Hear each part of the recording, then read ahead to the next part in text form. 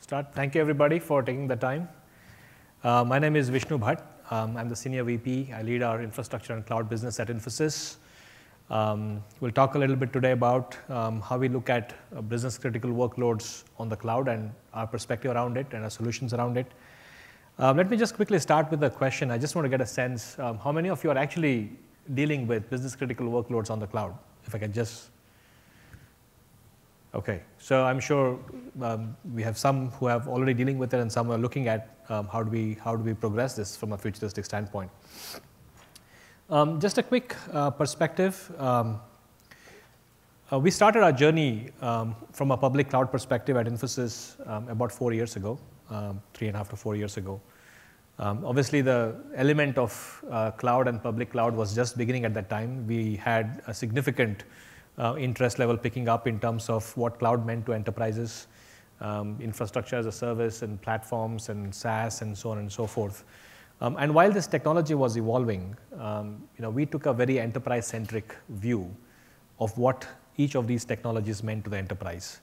And that was the perspective that we started building our whole team around service offerings and orchestration and managing a public cloud and what it means from an enterprise perspective. And when we took a view around that, obviously we said in the next 5 to 7 years, 3 to 5 to 7 years, we would see as much as 60 to 70% of enterprise workload on a hybrid cloud framework. And that was the initial assessment that we had when we started about 3 years ago. And we are seeing a significant traction in that direction. Actually, last week we concluded an exercise with a leading analyst organization in really getting a feel for how are enterprises looking at public cloud adoption. And it was an interesting results that we found that more than 50% of the organizations that we surveyed actually said that investing in public cloud is something which is extremely important for them. And as we see a lot of our interactions with our enterprise clients, we are seeing that a significant portion of enterprise clients are now looking at a cloud-first philosophy. 81% of them are either using or planning to use mission-critical business applications in the cloud in the next 1 to 2 years. And that's a significant shift from what we have seen a couple of years ago. And I'm sure a lot of you would have been dealing with some of these questions as well. I think if you look at that scenario of from an enterprise perspective, an enterprise which is highly parameterized from the past, where we have been looking at infrastructure a certain way, building applications a certain way, I think it's very important for most enterprises to start thinking about infrastructure and applications differently. And we heard a lot about that this morning as well. And when we say rethink infrastructure, I think one key thing that comes to our mind is how does this infrastructure ecosystem evolve? Most enterprises on one side have been really working on really creating a best of breed, automating existing infrastructures, legacy environments that we have. And as we evolve, how do we see this infrastructure ecosystem evolving? Hybrid cloud comes to mind, that's definitely there. But when we look at that construct of that ecosystem, one of the key themes that we believe and I believe in is that this ecosystem, which comprises of public cloud and several automation themes we can look at from an existing infrastructure perspective, has to be highly evolutionary in its nature. It has to be continuously evolving. It has to be dynamic. And that's something that an enterprise has to keep in mind as we start building an ecosystem that comprises of a private cloud and a public cloud in that ecosystem. And how do we really construct that ecosystem which is continuously evolving and continuously dynamic and brings the benefits of that dynamism to the enterprise from a long-term standpoint. And that has been the fundamental theme around which we have constructed our philosophy of cloud as an ecosystem and how do we see that evolving. I will be joined shortly by my colleagues, Abhijit and Saju, who will talk about the solutions that we have built and some of the case studies of where we have actually been able to get mission-critical applications to work very well from an enterprise construct.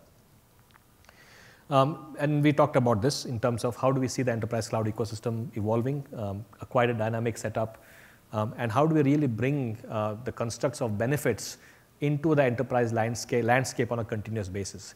One of the key things that most enterprises have been used to in the past, and that is a technical challenge as well as a mindset issue. One is that of being static in nature. If you look at most enterprises, the infrastructure landscape has been very static. It is static for a period of time, for about 5 years, 10 years, then you open it up for bids and bring new themes in again. So the whole idea here is how do we create an ecosystem that brings that dynamism into the picture, whether it's about themes of automation, identifying and incorporating new ideas that have been coming out in the market today, and we heard a lot of that yesterday and today at this event, at the reInvent event.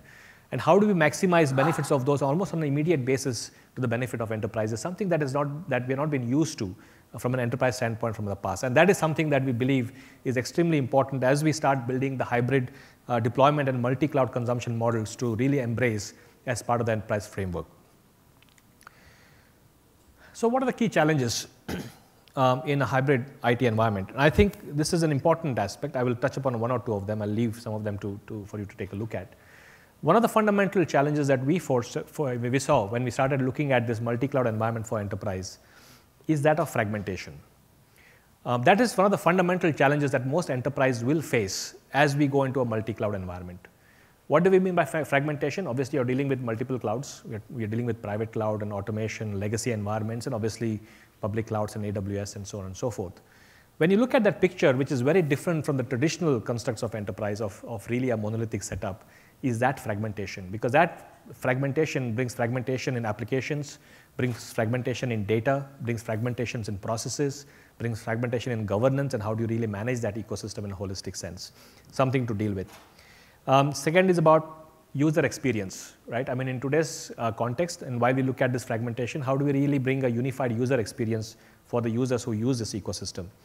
And more importantly, the governance of this complex ecosystem, both from management of this framework, as well as how do you really bring the complexities of legal and technical constructs in a commercial constructs together in a way that can be managed. And something for the enterprise to start looking at differently as we move forward. How do you really bring some of these constructs together from a holistic sense? To that effect, we actually launched our orchestration solution. We call it as the Cloud Ecosystem Hub. We launched this about 2 years ago. We have a significant amount of traction with this solution. Again, the idea here is to bring this fragmented cloud ecosystem in a more unified way, in the way you can administer it, in the way you can bring single view to the end user in terms of cataloging, in terms of automation that really brings the strengths of a public cloud environment. And we have been doing a lot of work with AWS in bringing that into the enterprise ecosystem, in really getting a reference architecture framework deployed in a consistent manner across your hybrid cloud ecosystem, your private cloud and AWS, and how we can really bring that user experience to be extremely seamless in really looking at this ecosystem as one. And that's really the idea of the Cloud Ecosystem Hub. Brokerage and governance is part of that, but it completely looks at the enterprise landscape from a holistic standpoint and making that fragmented enterprise IT of the future world more seamless for enterprises to deal with. Now, to talk a little more about that, let me invite Abhijit Shroff, who is a principal architect who has built the solution, to take you through this Cloud Ecosystem Hub as a concept and a product, and walk you through a live demo. And then Saju will join him in giving some use cases and case studies of where we have deployed this. Abhijit? Thanks, Vishnu. Good afternoon, everyone. So as Vishnu mentioned, we'll go through a journey of how exactly what we mean by multi-cloud environments. How do we actually help enterprises deal with this multi-cloud environment?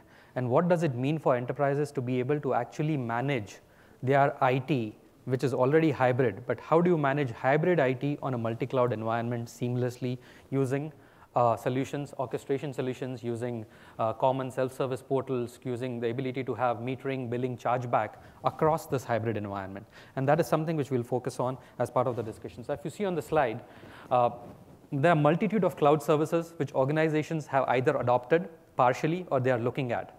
There are SaaS services which you might already be using, and the access point for that could be that the SaaS services might be being accessed directly over the internet by the end users going out there. There is an element of platform as a service. So many SaaS providers are also providing the entire platform as a service around that in terms of being able to actually customize your applications for making it relevant to the enterprise in terms of either reporting or in terms of either being able to assimilate the data from those past services onto your internal reporting or internal applications. And obviously, there are IaaS systems. Now, infrastructure as a service components basically help you deploy applications either internally within your private cloud environment, within your traditional construct, or in a hosted model, or on public clouds like AWS.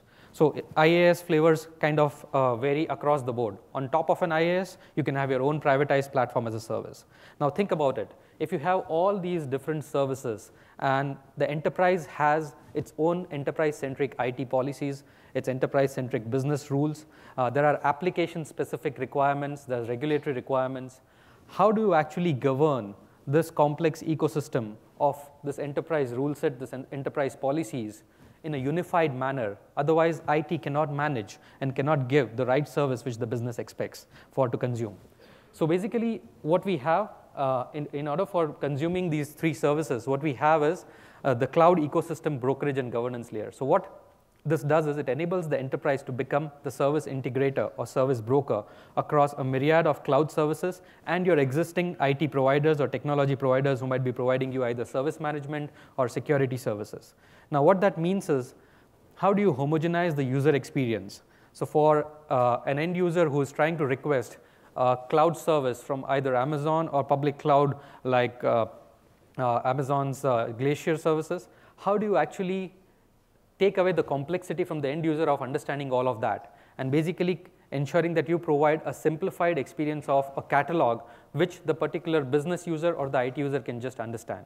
And that is where the unified user experience comes in.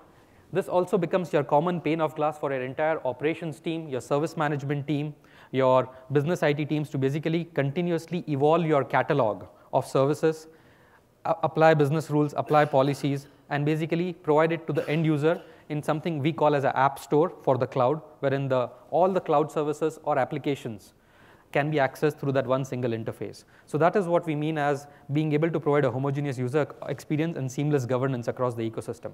Now, in order to do that, there are many elements of the solution. The solution is cataloging.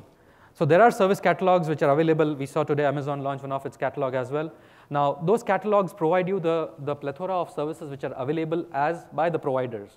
But then the enterprise might want to kind of provide value-added services to its business units in terms of being able to add either security controls, either compliance mechanisms, regulatory mechanisms on top of it. You might have your own billing and chargeback models where you might want to add additional markup before you charge back to the business. So how does the enterprise create that? So that is what it goes in terms of creating an enterprise-centric self-service catalog. Now, an enterprise-centric self-service catalog will have all the elements and the controls of the business standards and the IT standards. But once you deploy our applications either on a public cloud or on an internal traditional data center, those applications need to communicate with each other. So the most important aspect is, how do you ensure that there's integration which was primarily existing in your traditional world within your data center boundaries continues to exist when you actually move to the cloud as well. So it requires a common enterprise integration bus which can basically connect to not only your internal apps through a VPC to Amazon on the public cloud, but also be able to connect to applications which are deployed in other SaaS services per se. So how do you leverage this common integration layer across these diverse cloud environments? Now, the integration layer has twofold constructs. One is the ability to actually integrate your business applications and business data. Second, it should be able to actually provide you the integration for managing all of your traditional IT services which you consume today internally, like your endpoint protection management service, your security information and event management, your identity federation services, also on the public cloud which you are embracing now, without having to kind of adopt a completely new set of tools because you're already vested in those. You're invested in those tools. So how do you actually, the integration layer helps you actually manage your IT ecosystem also holistically on different public cloud environments. Obviously, one of the key, most important aspects is provisioning. Now, when we do provisioning, provisioning enables you to, Amazon enables you to, with an API consumption, to be able to provision a Windows server in less than 15 minutes or a Linux server in less than 5 minutes completely. But where the aspect of enterprise hardening comes is, what do you add on top of that VM, that bare bones virtual machine which you get? The virtual machine has to have controls of your agents which you need to deploy, basically, which are core to your applications or your IT-centric policies, your backup agents, your security information and event agents, the ability to add your user to your domain, to your Active Directory, to provide him the governance controls through which he can manage the machine, the ability for the user to basically also do vulnerability scanning of your VM, because your IT policy states before you provision a new VM and roll it out to business to consume, your vulnerabilities need to be assessed. The endpoint protection services such as antivirus services need to be already done before anybody can consume that VM. So all of that actually goes into orchestrating the provisioning for creating an enterprise hardened virtual machine which an enterprise can consume directly. So that is what we mean by provisioning, not just about actually provisioning just the VM, but taking care of all the enterprise controls. So that's where, as I mentioned, the security components are covered in there. So one is the ability to install the security controls which you want. Second is the ability to manage those security controls on an ongoing basis. The life cycle of that security components. So the end users, because when you're actually embracing the cloud, one is the ability to provide infrastructure as a service in a consumption model, but also at the same time, how do you enable enterprise self-service IT to a diverse set of users who would have never ever provisioned a VM on their own. But now today, due to the simplicity with the self-service portal provides, you are opening up a lot more end users to be able to become IT users directly or administrators directly. So for them, they all know that they can actually provision a virtual machine through a simplified user form which can be provided. But when you actually, how do you manage the machine on an ongoing basis? If a business user wants to understand the vulnerability scanning of his environment, not just a machine, but you might have a diverse dev test or production environment, he should be able to right-click and basically get a sense of what is the threat syndrome for that particular environment holistically, and not just for a VM.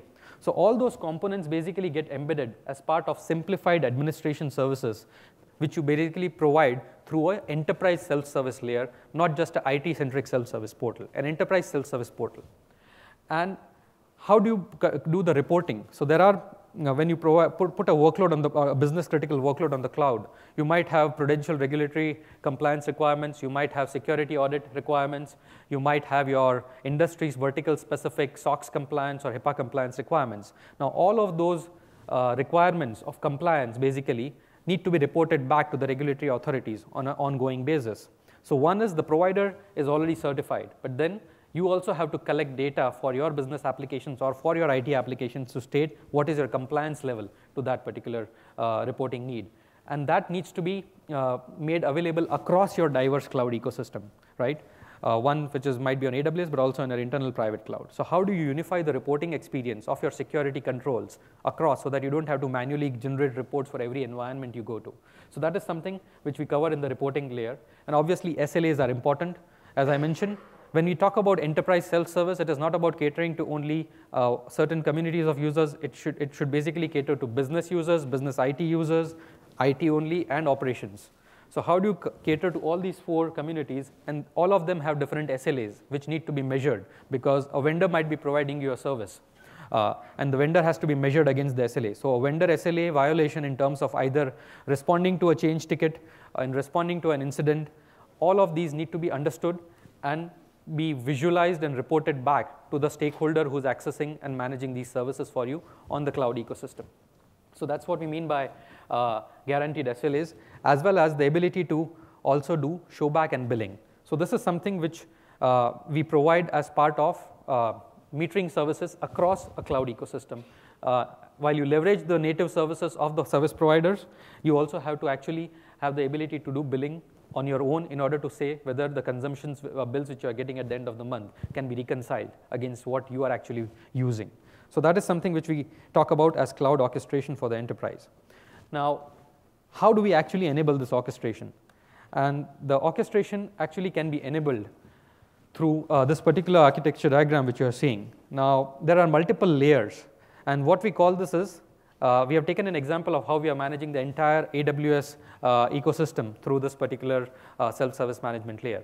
So as you see at the top, there are multiple different enterprise users. There's business users, there's engineering users or your IT users, there's the operations team who do the service management, incident, change, release management, knowledge management, all of those. And obviously there's the service desk. Those functions could be either housed within your environment or could be outsourced externally. Now, all of these diverse users require a self-service portal, which is relevant, which is based on their context.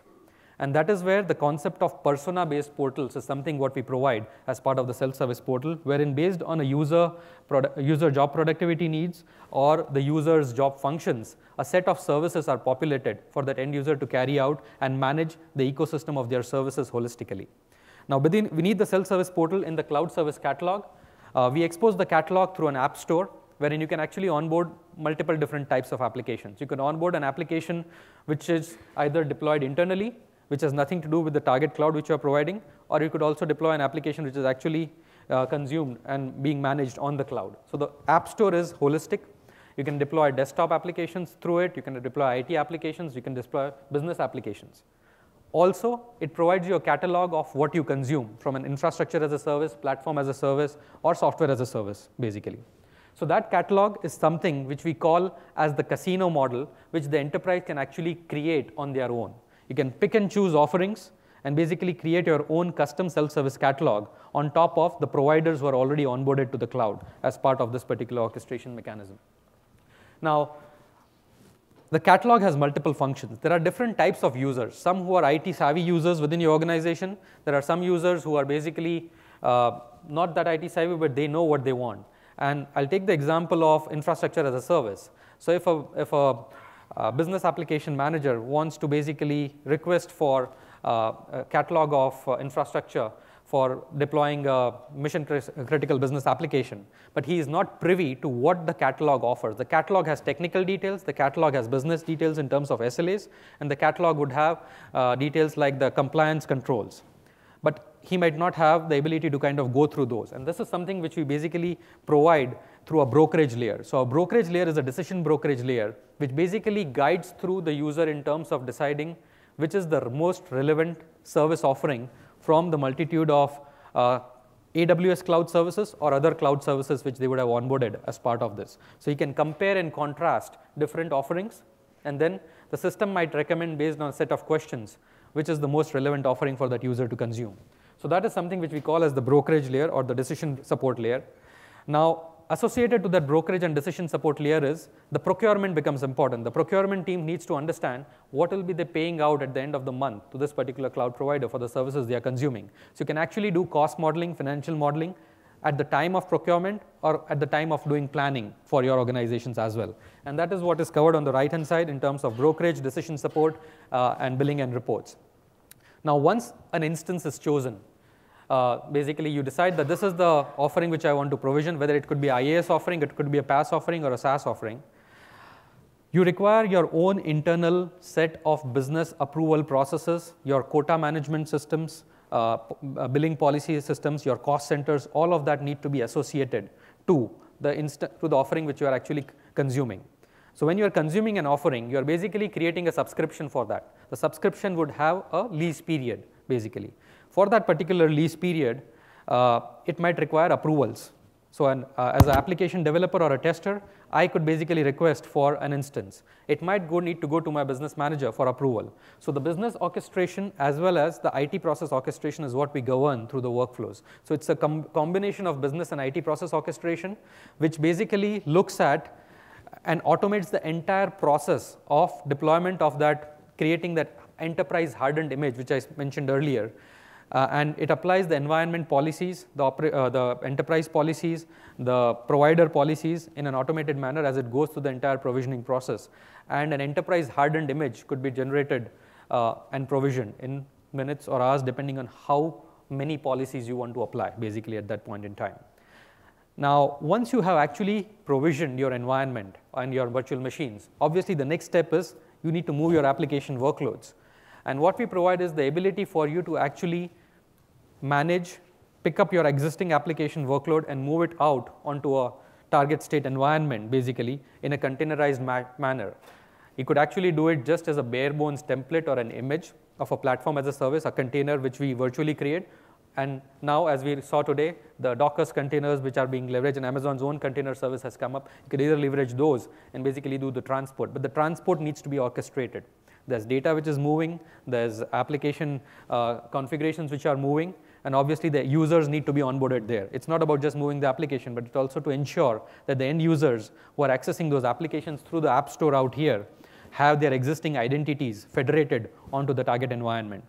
So all of this holistic application construct needs to be understood when you're actually talking about workload migration, and that is what we provide as a unified manner. Now, that's the orchestration and the management layer. Obviously, the two most critical components on the left and right, which are very relevant for enterprises in terms of the towers, which are relevant for enterprises for managing their IT ecosystem, is the security tower, which has identity and access management. So how do you integrate with an existing AD? How do you basically single sign-on from the portal onto a target cloud provider like Amazon? So you have to do SSO, single sign-on, and identity federation onto the target cloud provider. How do you leverage your enterprise tools? It could be Splunk for security information and event management, or it could be a Sumo Logic, or it could be an Alert Logic. How do you actually leverage these tools to do the log analysis of your systems deployed on the AWS cloud as well, holistically, without having to change much?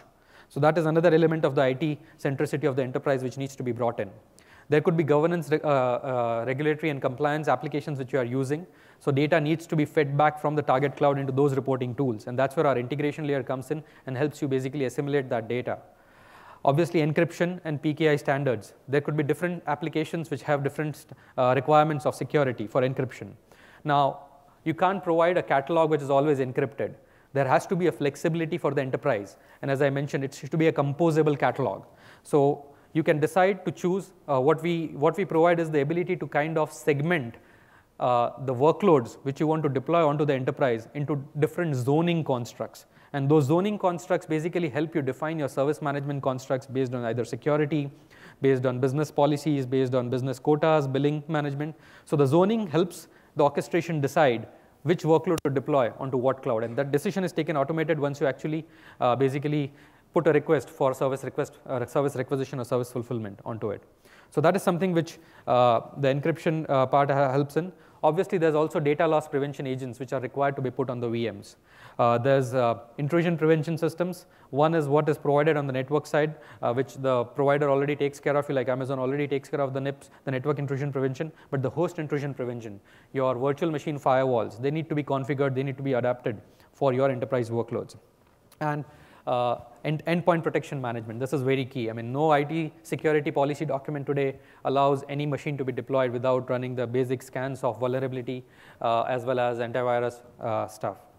So all these components need to be automated when we talk about provisioning a workload. So this is what secures the business critical workload on the cloud. When you actually have all these controls, which are your traditional enterprise security controls embedded on a public cloud environment, this is what we mean by basically seamlessly moving your business critical workloads onto the cloud. Now, one is the security side of it. Second is the service management. There are service management teams embedded in every enterprise. There are change approval boards. Even for a shutdown, depending on what level of service management you have implemented, you might require a change request approval. That change request approval might take a period of time because that change approval board might be meeting once a week. Till that time, you cannot take away the agility which the cloud provides to you by basically going through those manual approval processes. So there is a change in the ITSM process of how you manage your infrastructure, your applications and platforms on the cloud. You have to automate the concept, and we bring in the concept of standard changes which are pre-approved, normal changes which might require dynamic approvals. So how do we bring in the agility in your enterprise business policy approval process as well? And that is something which we cover through governance. And we ensure that whenever you provision a virtual machine on either Amazon or internal private cloud environment, it is policy compliant, it is ITSM compliant, and your ITIL report compliance doesn't go down by moving to the cloud. You still take care of your IT-centric policies per se out there. Another key element is DevOps. Now, cloud offers a lot of agility in terms of being able to provision and manage your virtual machines on the fly through self-service. But you also require the ability to kind of accelerate your overall development lifecycle. Now, what that means is the tools which you use today in your enterprise for either doing build management or integration, they should your entire code repositories should be extended. You should be able to use those same tools for applications which you deploy for development or test environments on the public cloud as well. So you have to basically create an environment container. And that environment containers requires design capabilities. So for application environment administrator or for IT administrator, you have to provide that business application administrator the ability to say, this is my deployment architecture looks like. He might be wrong the first time, but he requires an area wherein he can plug and play, compare, put up a web server, put up a middleware server, put up a database server, and basically apply different policies and then try to provision that holistic container in a unified manner. Once the environment is provisioned, the developer should be able to deploy the codes automatically on it, and it should link to your continuous integration, continuous build, continuous deployment processes. And that is where we bring in true agile DevOps through a combination of environment platform services plus what we call as your new age DevOps automation services. So all of those need to be packaged together, and that is what makes the agility which you might have today in your siloed project environments also available when you actually move to the cloud. So this is another element of hybrid IT which needs to be taken care of when you move to a multi-cloud environment. So these are all the elements which we kind of bring to the table, and we leverage all the AWS services which are made available through the catalog, be it the compute side, be it the storage side, be it the network side, or be it the platform services like Elastic Bean or the newer services which AWS launches. We work with our partners like AWS to basically make those available to the end users when they are launched. And that is something which we call as the ability to have a holistic, unified ecosystem management layer for providing to your end users in a consumable format. I'll just take a quick demonstration of some of the key elements of this, and before I hand it over to my colleague for walking through the case studies.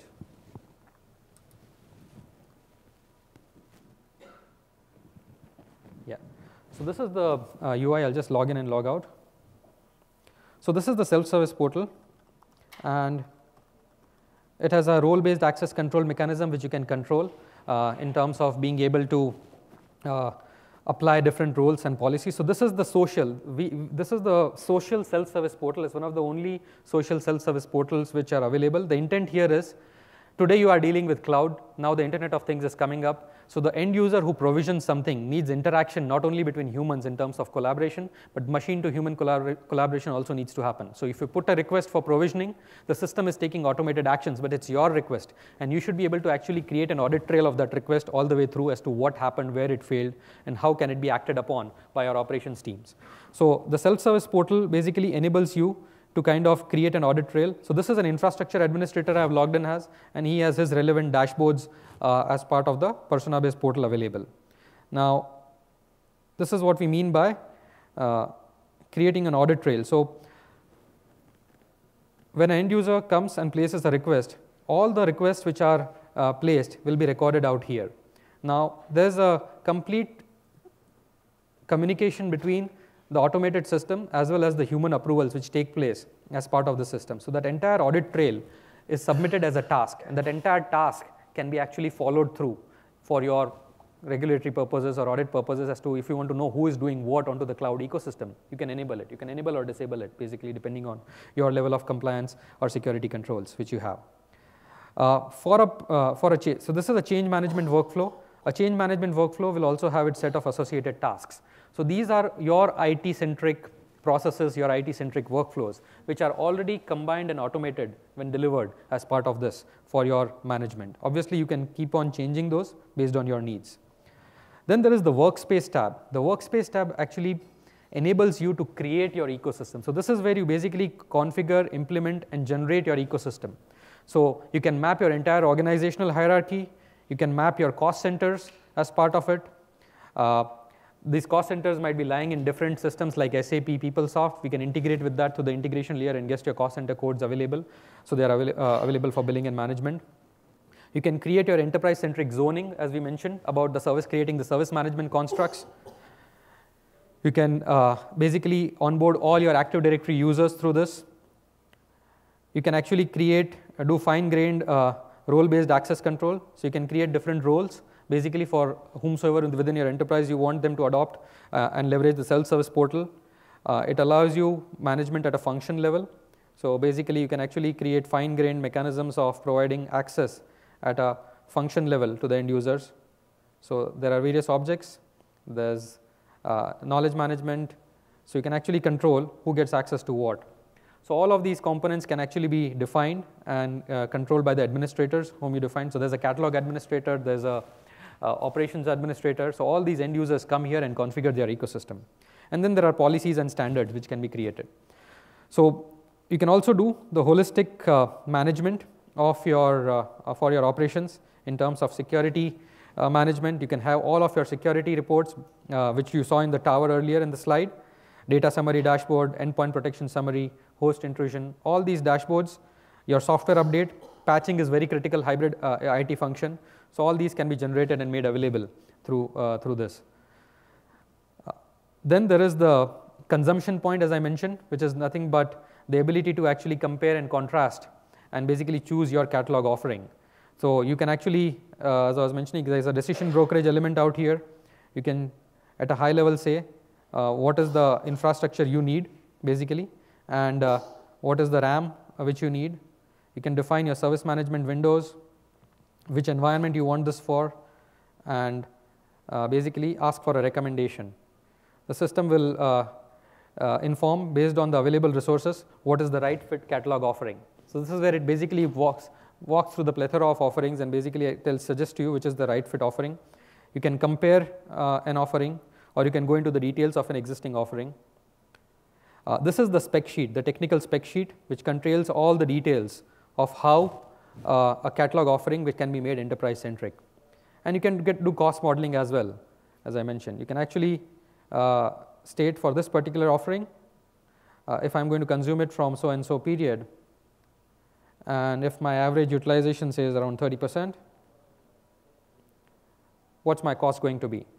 So it will basically give you a breakup, what's your cost consumption, and it will tell you the specifications. So all of this basically empowers self-service to the end user base, which is very key in terms of a cloud adoption model. So this is all I had. Now I'll hand over to my colleague Saju, who will walk through the customer scenarios wherein we have actually implemented this.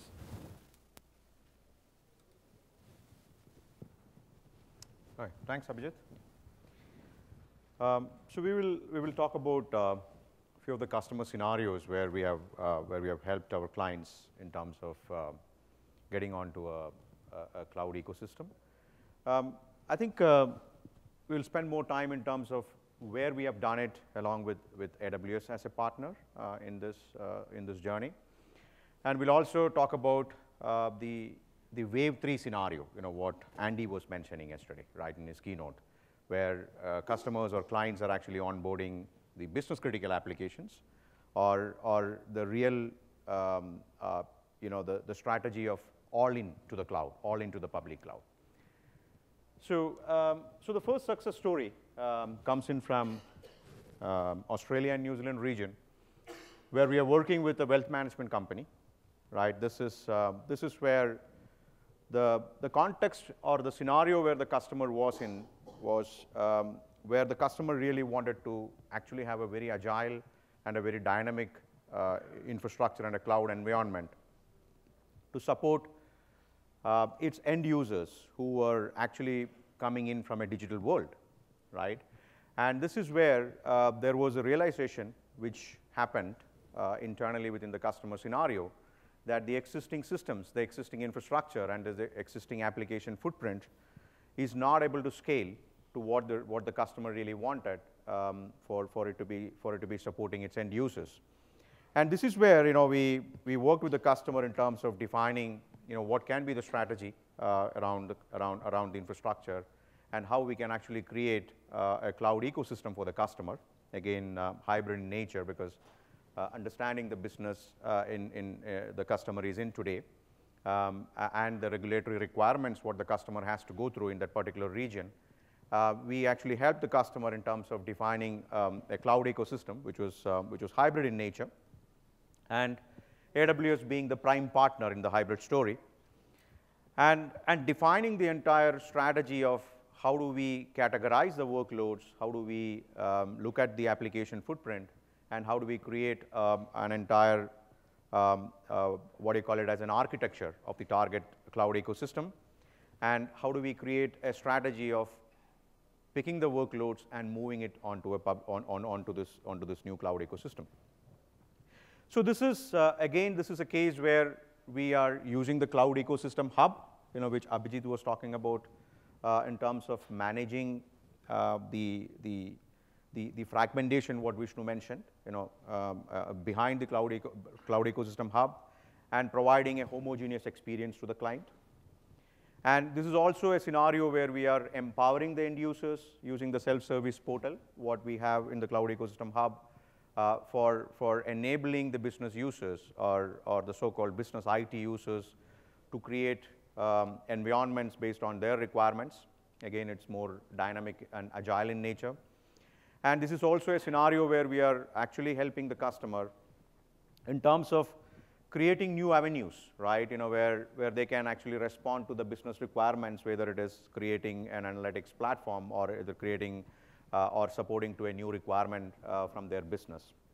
And the business goal, what was set up for this program was in terms of getting a reduction in their overall TCO to around 40%. And again, I was talking about the agility aspects, improvement of IT agility, and acceleration of time to market.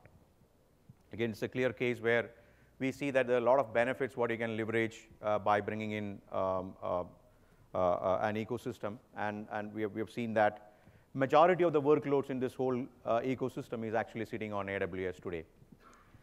The second one is about a story. It's about a case where we are working with one of our clients, based out of North America. It's again an aircraft manufacturer. And this is a scenario where the customer had a legacy application, and there was a requirement that this application needs to scale because the customer is actually launching new products in the market, and there was also a requirement that you need to actually bring in a whole set of vendors and partners into the ecosystem or into the application to start helping in terms of building the whole, what do you call it, as the inventory management as well as the engineering aspects. So this is a classic case where we have migrated the application, which was legacy in nature, onto an AWS platform. And not only the migration happened, it was also about sustaining the application on the AWS platform. Continuously sustaining this being a business critical application, it requires a 24/7 support model. So this is where the application was initially developed and migrated, the data was migrated onto AWS. And we created a sustenance team, which can actually sustain the application on a continuous basis. And we also have an integrated service management between the existing customers, the service desk, what the customer has today on the on-premise to the service desk, what we are actually managing, service management tool, what we are actually using to manage the application on the public cloud or on AWS. Again, the business goal was around scalability and reduction in TCO about 30%. So this is continuously in terms of what we are seeing in or what we are hearing today as well as yesterday, what Andy and Dr. Werner was talking about. The third one is a scenario where we are working with a large education commission. And this is a classic case where there was a lot of heterogeneity what the customer had in their environment, because there was multiple schools and colleges which is connecting to this education commission. And they wanted to actually build a platform to enable rollout of their services. And they want these services, what they're rolling out, to be very consistent across all these schools and colleges, because there's a lot of heterogeneity earlier. So they want to bring in a homogeneous environment. And this is where we have picked AWS as the platform, where we can build this. We call it as an education, PaaS platform, what we are actually building on top of AWS, where the entire security as well as the single sign-on, because there are multiple user entities which is coming onto this from multiple schools and colleges. So we integrated all of these things together and provided an environment for the customer, where the customer can actually have all of these things maintained in a very homogeneous way. Again, the business goal is around standardized reporting mechanism, standardized environment for them to roll out their services to their end users, as well as increased agility to deliver new services. Again, this being an education segment, there are more and more, what do you call it as newer, what do you call it as updates coming in from the various subjects, which they wanted to roll it out to their end users, as well as new platforms coming in from an educational segment, which can be integrated and rolled out to their end users. So these are the three scenarios what we want to share with you. That's all from our side. I think we are in terms of time we are. Yeah. So you can actually drop into our booth. We have a booth. Our number is 1006. You can drop in there. We will be there to take up any more questions around whatever we discussed today, and we can share more insights into some of these things. We couldn't actually discuss in detail because of the time constraints, but we would like to invite you to our booth. Thank you.